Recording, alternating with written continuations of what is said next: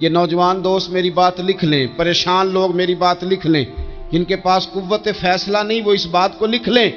حضرت عبداللہ ابن عباس فرماتے ہیں میرے نبی پاک علیہ السلام نے مجھ سے فرمایا تھا، عبداللہ سن، اگر ساری دنیا مل کے تیرا کوئی نفع کرنا چاہے کر نہیں سکتی جب تک میرے رب کی رضا نہ ہو، اور فرمایا ساری دنیا مل کے تیرا کچھ بگاڑنا چاہے تو عبداللہ بگاڑ نہیں سکتی جب تک رب کریم کی حکمت کا تقاضا نہ ہو۔ لوگوں سے ڈرنا، لوگوں کی طرف دیکھنا، ماحول دیکھ کے اپنے راہ کا تعین کرنا، ہر بندے کے خیالات کے مطابق ڈھلنے کی کوشش کرنا، فلانا نہ ناراض ہو جائے، فلانا نہ ناراض ہو جائے، وہ جس نے ہونا ہو جائے، بس رب رسول ناراض نہ ہو۔ اپنی زندگی میں اپنے مالک کو مولا جان کے، بل اللہ مولاکم، اللہ تمہارا مولا ہے، وَهُوَ خَيْرُ النَّاصِرِينَ، وہ بہترین مددگار ہے۔ توجہ جب بھی کریں رب کی جانب کریں، اپنے دل کا قبلہ درست رکھیں، سوچوں کے زاویے سیدھے رکھیں۔ حضرت مریم رضی اللہ تعالی عنہا پاک باز تھیں، مسجد میں رہی تھیں، پر مالک کی حکمت کے تقاضے بڑے عجیب ہیں نا۔ پھر جناب مریم کو اللہ تعالیٰ نے بغیر شوہر کے اولاد عطا کر دی۔ یہ بات ہی ایسی تھی، وہ کسی نے کہا تھا کہ مخلوق تو فنکار ہے اس درجہ کے پل بھر میں سنگے در کعبہ سے بھی اصنام تراشے، تم کون ہو کیا چیز ہے داغے کبابی، لوگوں نے تو مریم پہ بھی الزام تراشے۔ تو لوگوں نے کہا کدھر سے لے آئی بچہ، تیرا باپ تو ایسا نہیں تھا، کہاں سے لے آئی؟ اللہ کرے میں آپ کو سمجھا سکوں، ذرا اپنے آپ کو وہاں کھڑا کریں کہ ایک پاک باز عورت، پاک باپ کی بیٹی، طیب ماں کی بیٹی، اور اللہ کے گھر میں پرورش پانے والی خاتون، ایک وہ وقت اور ایک یہ وقت کہ اس عورت کو کٹہرے میں کھڑا کر کے پوچھا جا رہا ہے کہ معاذ اللہ تیری گود میں بچہ جائز نہیں ہے، کہاں سے لائی ہے؟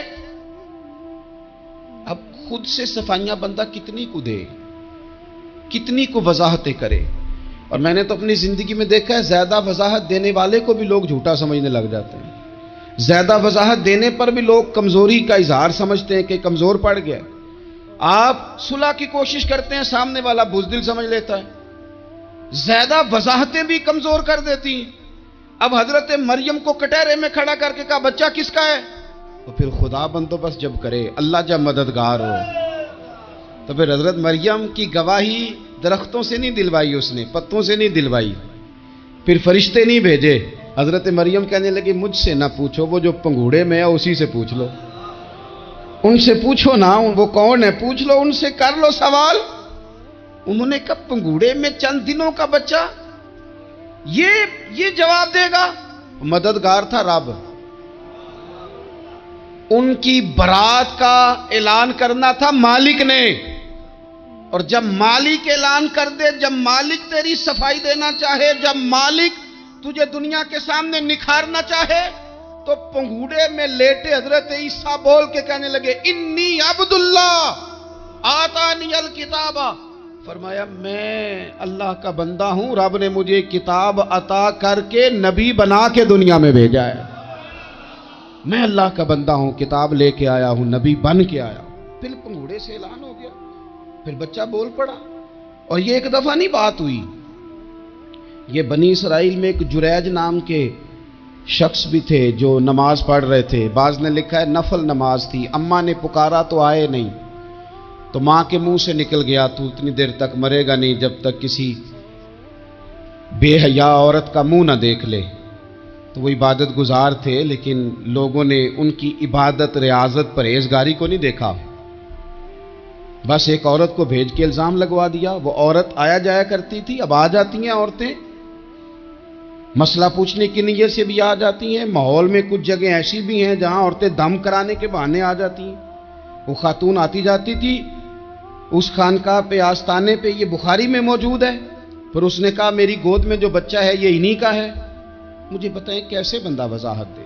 حالات خراب ہو گئے، لوگ کٹیا جلانے لگے، ماحول اور طرح کا بن گیا۔ میرے نبی پاک علیہ الصلوۃ والسلام فرماتے ہیں پھر اس رب کے بندے نے کہا مالک تو کریم ہے، تیری مشیت کا تقاضا آیا جو میری ماں نے جملے بولے تھے، پر اب میں وضاحت دینے کے قابل نہیں رہا، اب تو ہی کرم کرے گا تو دروازہ کھلے گا، تو وہ چند دنوں کا بچہ پنگوڑے میں بول کے کہنے لگا میں اس درویش کا نہیں، میں تو فلانے چرواہے کا بچہ ہوں، وہ جو بکریاں چراتا ہے۔ رب کی مدد کو پکاریں، اپنے ساتھ اپنے مالک کی مدد کو شامل کریں، تھوڑے رزق پر بھی گزارا اچھا ہونے لگ جائے گا۔ سارے لوگ آپ کو گرانے کی تدبیریں کر رہے ہوں گے اور مالک آپ کو عزتیں عطا فرما دے گا، اس کی بارگاہ سے حکمت کا تقاضا اور ہو جائے گا۔ ہم نے ساری زندگی لوگوں کو راضی کرنے میں گزار دی۔ تو میرے عزیز، جب سب سے بڑھ کر وہ دیتا ہے، سب سے زیادہ نوازتا ہے، سب سے زیادہ پیار کرتا ہے، تو پھر وہ فرماتا ہے یا ایھا الذین آمنوا اذکروا اللہ ذکرا کثیرا، اے ایمان والو اپنے رب کا کثرت کے ساتھ ذکر کرو، وسبحوہ بکرۃ واصیلا، صبح و شام اسی کی پاکی بیان کرو، صبح و شام اللہ ہی کا ذکر، اسی کی پاکی۔ بہت زیادہ تفصیلات نہیں، لمبی ڈیٹیل نہیں، صرف آپ اتنا تجربہ کر لیں کہ ہم دن میں اپنی تعریف زیادہ کرتے ہیں یا اپنے رب کی تعریف زیادہ کرتے ہیں، ہمارا اپنے آپ کو سجانے سنوارنے میں خیال زیادہ رہتا ہے یا رب کی رضا پہ توجہ زیادہ رہتی ہے۔ ہمارا اب یہ مزاج بن گیا ہے کہ ہر چیز سے گھیر گھار کے ہم اپنے آپ پر ہر چیز کو لے آئے ہیں، ہم اپنے آپ سے شروع ہوتے ہیں، اپنے پر ختم ہوتے ہیں۔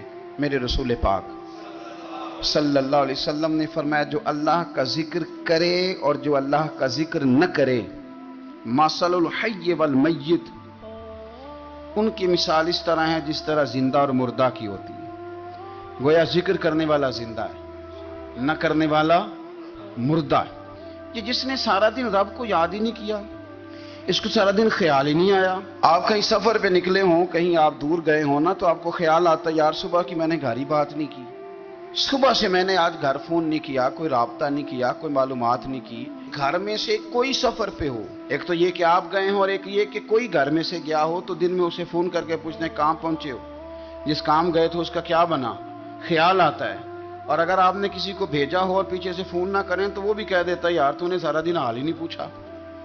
یعنی بندوں کے ساتھ بندوں کا رشتہ ہو تو دن میں یاد نہ کریں تو شکوہ آتا ہے، تو مجھے بتاؤ سارا دن ہی گزر جائے ایک تسبیح بھی نہ پڑھی جائے، یعنی سارا دن بیت جائے اور انسان ایک تسبیح سبحان اللہ کی نہ پڑھ سکے، باقی اسے ساری کہانیاں آتی ہوں، باقی اسے سارا پتا ہو، لیکن سارا دن بیت گیا، 24 گھنٹے گزر گئے اور اس کو اتنی توفیق نہیں ہوئی کہ 100 دفعہ مدینے والے رسول پہ درود و سلام ہی پڑھ لیتا، سارا دن ہی گزر گیا، اس نے سوچا ہی نہیں۔ تو ہم نے یہ کیا ہے کہ ہمارا جو خاص ذکر کرنے کا مزاج اور ماحول اور شوق ہونا چاہیے تھا، وہ شوق ہمارا برقرار نہیں رہا، وہ ذوق نہیں ہمارا رہا۔ یعنی فارغ بیٹھے لوگ ہیں، بڑی دیر فارغ بیٹھے ہیں، کہتے ہیں جی میں صبح سے فارغ ہوں، بور ہو رہا تھا، کوئی سپارے پڑھ لینا تھا، کچھ تھوڑا سا نا مہربانی کر لینی تھی، کچھ آپ نے ایک تسبیح استغفار کی پڑھ لینی تھی۔ کس طرح آپ بور ہو گئے؟ آپ نے سارا دن اللہ کو یاد ہی نہیں کیا، توجہ ہی نہیں فرمائی۔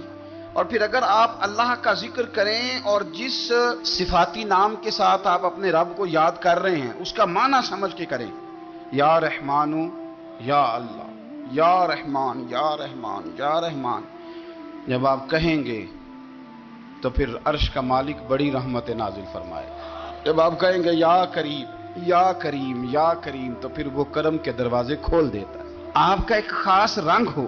میرے نبی پاک صلی اللہ تعالی علیہ وسلم نے ارشاد فرمایا کہ تم نہ دنیا میں رہ کے مجھ پہ درود و سلام پڑھو، فرمایا قیامت میں جب تمہارا دشوار گزار گھاٹیوں سے گزر ہوگا نا، یہاں تم بیٹھو گے سوگ کے ساتھ درود پڑھو گے، لیکن فرمایا قیامت والے دن جب تمہیں دشوار گزار اور سخت راستوں سے گزرنا پڑے گا نا، تو دنیا میں سوگ کے ساتھ پڑا ہوا درود و سلام وہاں تمہارے لیے نور بن جائے گا اور تمہیں رستہ دکھائے گا تمہارا درود و سلام، تمہیں ذوق دلائے گا۔ اور میں نے ایسے لوگ بھی دیکھے دین کے لیے وقت گزارا، لیکن جب بڑھاپے میں دانت کام نہ کرتے تھے تو وقت کے مفتیوں کو بھی مسجدوں کی کمیٹیوں نے کہہ دیا اب آپ کی سمجھ نہیں آتی، ہم نے خطیب کو یور رکھنا ہے، نہ دیکھو دنیا کی طرف، دنیا رلا دیتی ہے، نہ راضی کرو بندوں کو، بندے تھکا دیتے ہیں، نہ پیچھے بھاگو ہر وقت دنیا داروں کے،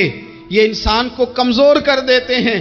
وہ تو کریم ہی بڑا ہے، 2 آنسو زمین پر بعد میں گرتے ہیں، بندے کے گناہ سارے پہلے معاف فرما دیتا ہے۔ اللہ کی مدد کا حصول اپنے مالک کی مدد کی طرف بڑھنا. آپ کو بدر کی جنگ بھی یہی درس دے گی, آپ کو احد کا میدان بھی یہی سبق دے گا, فتح مکہ بھی یہی سبق دے گا. میرے دوستو, جب رب مدد فرمائے, جب اللہ مددگار بنے.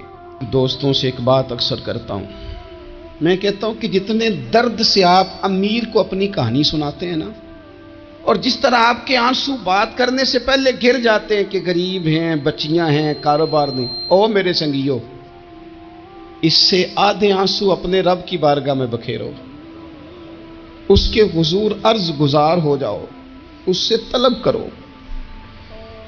ایک وقت انسان پر زندگی میں ایسا آتا ہے کہ اسے یوں محسوس ہوتا ہے کہ میرا سایہ بھی ذرا سا پیچھے ہٹ گیا ہے. اسے یوں لگتا ہے کہ میں کسی سہارے پہ ہاتھ ڈالتا ہوں تو وہ بھاگ جاتا ہے مجھ سے.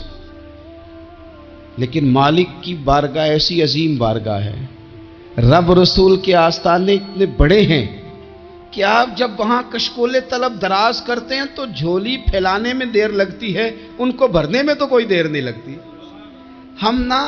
ہم نے اپنا سوچ کا قبلہ ہی دنیا کو بنا لیا ہے.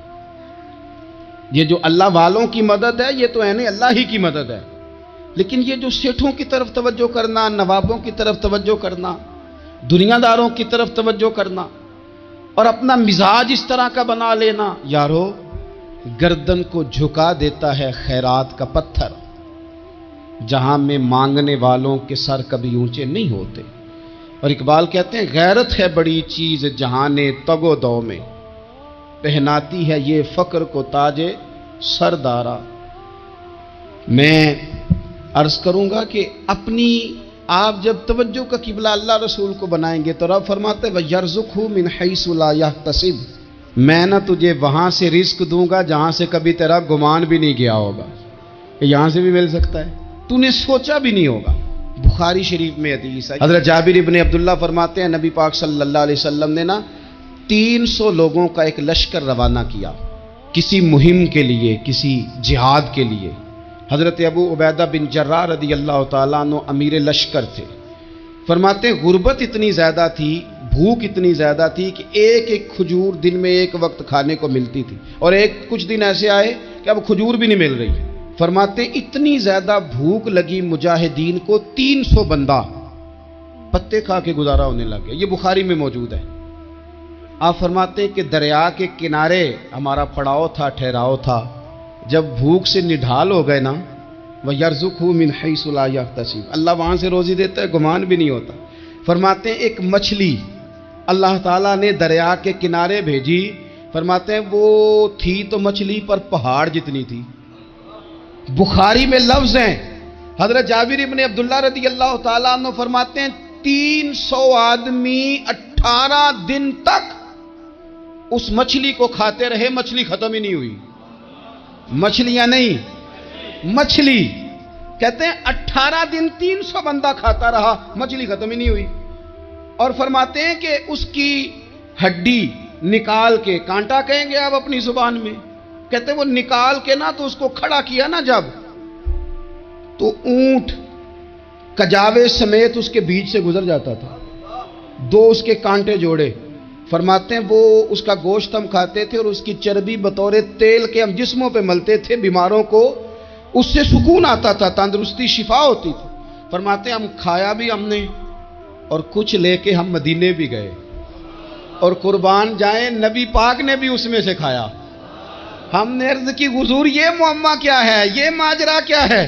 تو محبوب نے فرمایا تمہارے پاس غذا نہیں تھی, رب نے تمہارے لیے بندوبست کیا ہے, اللہ نے تمہیں دیا ہے. مکان شروع کر لیا ایک صاحب نے, وہ مکان بنانے لگے. آپ وہ حساب لگا رہے ہیں, کہتے ہیں میرے پاس اتنے پیسے ہیں, اتنے میں نے فلانے دوست سے کہنا ہے اس نے دے دینے, اتنے فلانے رشتہ دار سے کہنا ہے اس نے دے دینے, اتنے فلانے سے کہنا ہے اس نے دے دینے.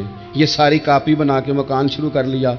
جو روز کہتا تھا نا کوئی حکم ہو جاتے 10 سب سے پہلے اس کو کہا میاں پیسے چاہیے دین. وہ کہندا ہو کل ہی منڈا ٹوریا ہے, کدے تو پرسوں 10 داتے لب جانے سن. میں آپ کو اپنے تجربے کی بات بتا رہا ہوں. جن لوگوں کا خیال ہوتا ہے نا کہ آپ سٹارٹ کریں فلانا کام, ہم آپ کے ساتھ ہیں, اللہ کا ہی کوئی نظام ہے, وہ بالکل بھی نہیں ساتھ ہوتے. لیکن ایسا نہیں ہے کہ کوئی ساتھ نہیں ہوتا, اللہ تعالیٰ بڑے اسباب پیدا کرتا ہے, وہاں سے دیتا ہے جہاں سے گمان بھی ہمارا یہ ذہن بن جاتا ہے، ہم ساری اپنے حساب سے چلتے ہیں، اتنے رشتہ داروں سے، اتنے کون آپ کے ساتھ چلے گا، سوال ہی نہیں پیدا ہوتا۔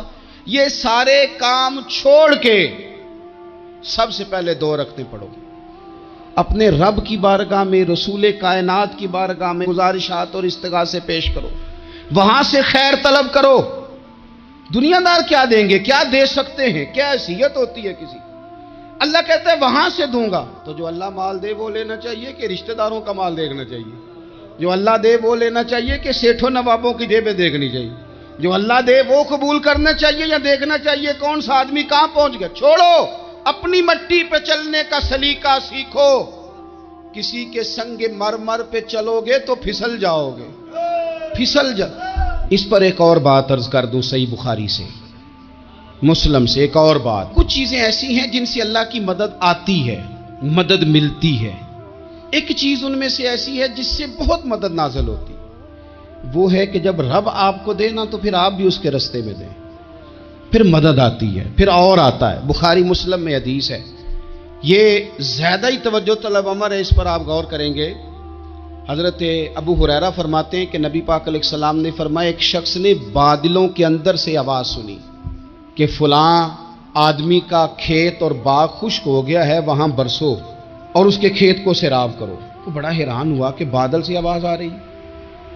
پھر اس نے دیکھا کہ ایک پہاڑی پر بارش ہوئی، وہ بادل وہاں برسا، پھر نالیوں سے ہوتا ہوا پانی ایک طرف چلا۔ تو جس نے آواز سنی تھی، حضور بیان کر رہے ہیں، وہ بھی پیچھے پیچھے چلا کہ پانی کدھر جا رہا ہے۔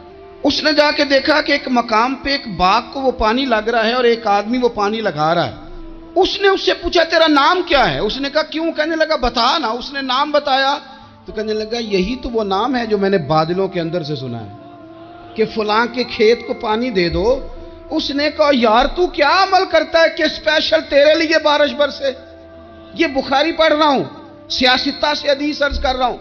اس سے پوچھا تو کیا کام کرتا ہے کہ جناب اللہ تبارک و تعالیٰ کا حکم کرم آیا کہ خاص تیرے لیے پانی برسے اور تیرے کھیت کو سیراب کرے؟ تو اس نے کہا چھوٹا ذمہ دار ہوں، پر جب فصل اگتی ہے تو 3 حصے کرتا ہوں، ایک حصہ اپنے بال بچوں پہ، بہن بھائیوں پہ خرچ کرتا ہوں، ایک حصہ پورا، اور ایک حصہ دوبارہ کاشتکاری پہ لگاتا ہوں، اور تیسرا حصہ خالص میں نے مسکینوں، یتیموں اور غریبوں کے لیے رکھا ہوا۔